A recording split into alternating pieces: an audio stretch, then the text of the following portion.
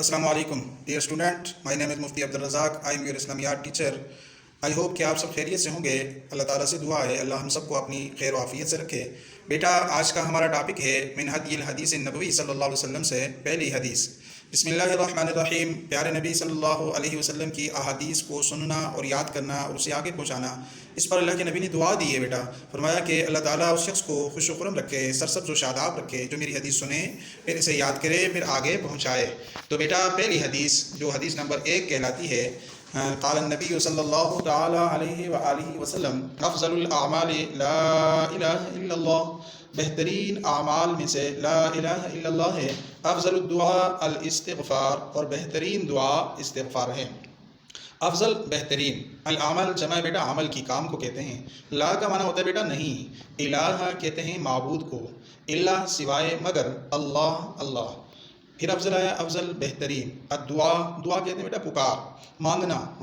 الاستغفار یعنی بخشش طلب کرنا۔ تو ترجمہ جیسے بامحاورہ بھی میں نے بیٹا آپ کے ساتھ شیئر کر دیا کہ نبی پاک صلی اللہ علیہ وآلہ وسلم کا فرمان ہے، سب سے فضیلت والا عمل لا الہ الا اللہ، اور بہترین دعا استغفار ہے۔ سب سے پہلی چیز بیٹا حدیث کے لغوی معنی، حدیث کے لغوی معنی ہے بیٹا بات چیت، خبر، گفتگو۔ دوسری چیز ہے بیٹا حدیث کے اصطلاحی مفہوم۔ آپ صلی اللہ علیہ وسلم کے بیٹا اقوال، افعال اور تقریرات کو حدیث کہا جاتا ہے۔ پھر رپیٹ کرتا ہوں، آپ صلی اللہ علیہ وسلم کے اقوال، افعال اور تقریرات کو حدیث کہا جاتا ہے۔ حدیث کی اقسام، بیٹا نوعیت کے اعتبار سے حدیث کی 3 قسمیں ہیں، قولی، فعلی اور تقریری۔ جیسے میں نے ہیڈنگ آپ کو بتا دی حدیث، پھر اس کے نیچے 3 ٹائپس اس کی لکھ دی، حدیث قولی، حدیث فعلی، حدیث تقریری۔ پھر آگے آپ دیکھیے گا حدیث قولی اس حدیث کو کہتے ہیں جو رسول اللہ صلی اللہ علیہ وسلم کے قول پر مبنی ہو، یعنی آپ نے کوئی بات کی ہو۔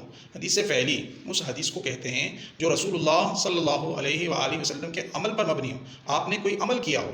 حدیث تقریری اس حدیث کو کہتے ہیں جو رسول اللہ صلی اللہ علیہ وسلم کا قول یا عمل نہ ہو بلکہ صحابہ کا قول یا عمل ہو، جو آپ صلی اللہ علیہ وسلم کی موجودگی میں ہوا اور آپ صلی اللہ علیہ وسلم نے خاموشی اختیار فرمائی۔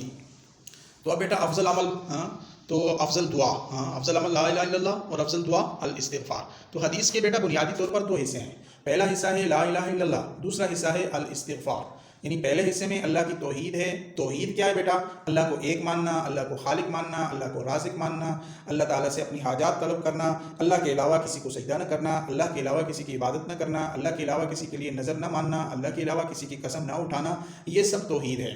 لا الہ الا اللہ توحید ہے، یعنی اللہ کے سوا کوئی دوسرا عبادت کے لائق نہیں۔ عبادت پیغمبروں نے بھی اللہ کی ہے، صحابہ نے بھی اللہ کی ہے، اہل بیت اطہار نے بھی اللہ کی ہے، اولیاء اللہ نے بھی اللہ کی عبادت کی ہے۔ ٹھیک ہے بیٹا؟ تو اس میں دیکھیں الہ سے مراد اللہ تعالیٰ کی ذات ہے۔ پھر اس پہ حوالہ حدیث بھی ہے کہ اللہ کے نبی صلی اللہ علیہ وسلم نے فرمایا کہ لا الہ الا اللہ میرا قلعہ ہے، اور جو اس میں داخل ہو گیا وہ محفوظ ہو گیا۔ اس کو حدیث قدسی کہا جاتا ہے۔ حدیث قدسی کا مطلب ہوتا ہے الفاظ اللہ کے ہیں اور نبی صلی اللہ علیہ وسلم نے ادا فرمایا۔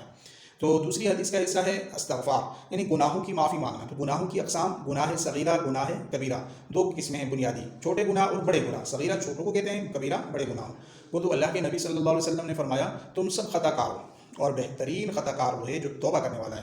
اور اللہ کے نبی صلی اللہ علیہ وسلم نے فرمایا التائب من الذنب کمن لا ذنب لہ، گناہ سے توبہ ایسے ہے بیٹا جیسے کوئی گناہ اس نے کیا ہی نہیں۔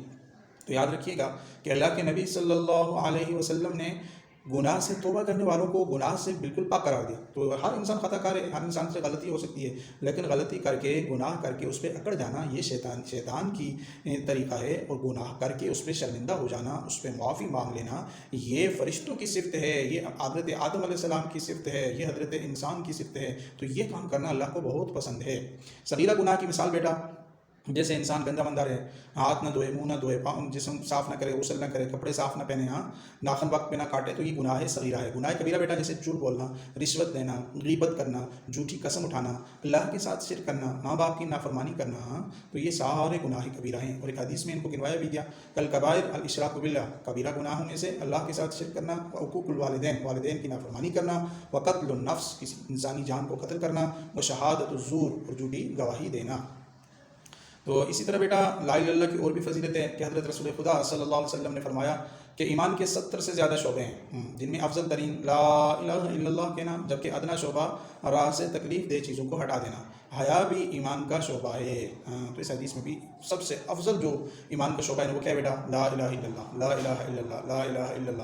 موسیٰ علیہ السلام نے اللہ کی بارگاہ میں عرض کی کہ یا اللہ مجھے کوئی ایسا ذکر بتا جو سب سے افضل ہو، جو کسی کے پاس نہ ہو۔ تو اللہ تبارک و تعالیٰ نے فرمایا لا الہ الا اللہ پڑھا کرو۔ فرمایا تو ساری مخلوق پڑھتی ہے۔ فرمایا موسیٰ لا الہ الا اللہ اتنا افضل ہے، اتنا افضل ہے کہ اگر ترازو کے ایک پلڑے میں یہ رکھ دیا جائے اور دوسرے پلڑے میں ساری کائنات رکھ دی جائے تو لا الہ الا اللہ باری ہو جائے گا۔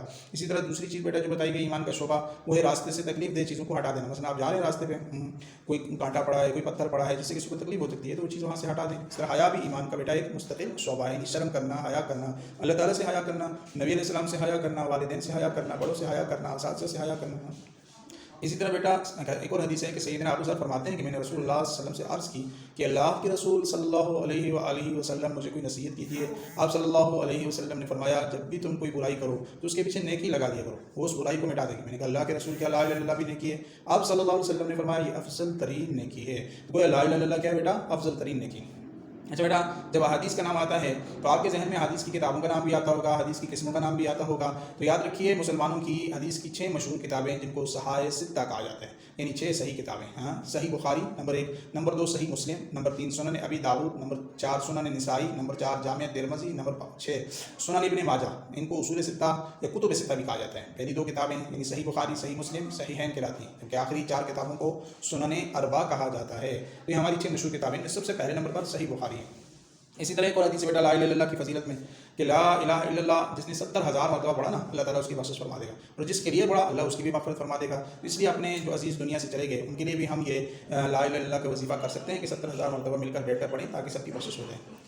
ڈیلی لائف میں بیٹا ہر وقت اللہ کے ذکر سے زبان کو تر رکھیں۔ گھر سے نکلے تو دعا پڑھے، گھر میں جائے تو دعا پڑھے، رات کو اٹھے تو دعا پڑھے، پانی پیے تو دعا پڑھے، پانی ختم کرے تو دعا پڑھے۔ یہ سارے ذکر اللہ ہے، نماز بھی ذکر اللہ ہے، قرآن کی تلاوت بھی ذکر اللہ ہے، درود پاک بھی ذکر اللہ ہے۔ تو یہ ساری کی ساری چیزیں ذکر اللہ کے اندر شامل ہیں۔